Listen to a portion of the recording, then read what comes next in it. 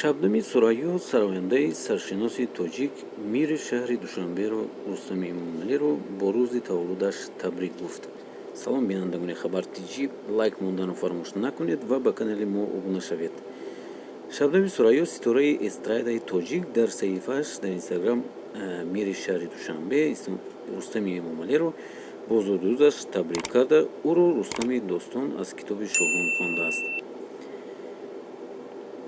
Ваҷ хеле ки медонем милодрӯз бар сиёсатмандори ҷавон, фарзанди баврумандаи ватан, раиси пойтахти Тоҷикистон шаҳри Душанбе муҳтарам Рустами Эмомалӣ бо фароҳмандиву эҳтироми баланд самимона таҳният мегӯям. Сипосу ҳамд барои ҳама заҳматҳои бешумор дар роҳи ободонӣ ва замониву назаррабо сохтани пойтахти азизамон. Бароятон сеҳатмандӣ, нерӯи пайваста дар вазифаи шарафманду нақшаҳои бузургатон хоҳонам.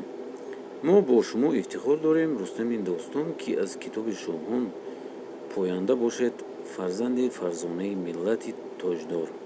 Нависаст Шабнам. Ёдрас мешавем, ки Рустами Эмомалӣ мери шаҳри Душанбе ва писари бузурги Эмомалӣ Раҳмон, раиси ҷумҳурии Тоҷикистон, рӯзи 19 декабр 32 сола шуд.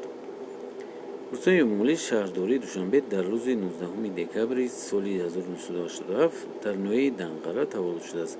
Рустами Эмомалӣ дорои маълумоти олӣ буда, соли 2008 Донишгоҳи давлатии миллии Тоҷикистонро бо ихтисоси иқтисоддон ва ҳамчунин соли 2011 Академияи хизмати давлатӣ назди Президентии Федератсияи Русияро бо ихтисоси ҳуқуқшинос хатм кардааст. Ин буд видеои имрӯзаи мо. Дӯстони азиз, шумо чӣ фикр доред? Ҳама вақт нависед дар комментариё.